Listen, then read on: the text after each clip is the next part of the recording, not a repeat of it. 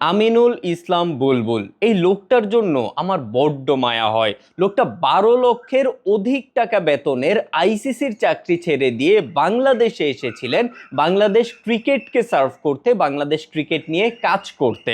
কিন্তু আফসোস, তিনি অন্ধের দেশে আয়না বিক্রি করতে এসেছিলেন। তিনি বাংলাদেশি হওয়া সত্ত্বেও বাংলাদেশের হিসেব নিকেশ সম্পর্কে হয়তো খুব একটা জানতেন না, বাংলাদেশের নোংরামি সম্পর্কে হয়তো খুব একটা অবগত ছিলেন না।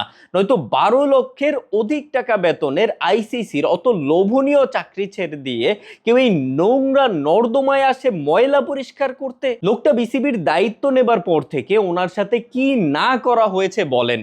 রানিং ক্রিকেটার, এক্স ক্রিকেটার, সাংবাদিক, ইভেন ওনার নিজের বোর্ড মেম্বাররা পর্যন্ত ওনাকে হেল্প করে নাই, বিন্দু পরিমাণও হেল্প করে নাই। উল্টো সত্য মিথ্যে মিলিয়ে কন্টিনিউয়াসলি ওনার বিরুদ্ধে বিভিন্ন প্রোপাগান্ডা ছড়ানো হয়েছে, ওনাকে দমিয়ে রাখার জন্য কন্টিনিউয়াসলি বিভিন্ন ধরনের কার্যকলাপ করা হয়েছে।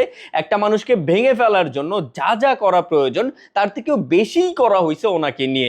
অবশেষে দায়িত্ব নেবার 1 বছর হবার আগেই সরকারি হস্তক্ষেপে ওনার বোর্ডটাই ভেঙে দেওয়া হয়েছে। অথচ যোগ্যতার দিক দিয়ে আমিনুল ইসলাম বুলবুলের থেকে যোগ্য প্রেসিডেন্ট বিসিবির ইতিহাসে না কখনো ছিল, না শীঘ্রই কেউ হতে পারবে। বাংলাদেশ থেকে একমাত্র ব্যক্তি যে দীর্ঘদিন আইসিসির সাথে কাজ করেছে, এসিসির গেম ডেভেলপমেন্টের হয়ে কাজ করেছে, এশিয়ার বিভিন্ন দেশের ক্রিকেট ডেভেলপমেন্টে তার হাত রয়েছে, ইভেন তার কিন্তু লেভেল 3 কোচিং ডিগ্রি অবধি আছে। সেই সাথে তিনি well educated, well ম্যানার্ড, well thinker. তারপরও তিনি বিসিবির দায়িত্ব নেবার পরে 1 বছরও সার্ভাইভ করতে পারলো না। কেন বলুন তো?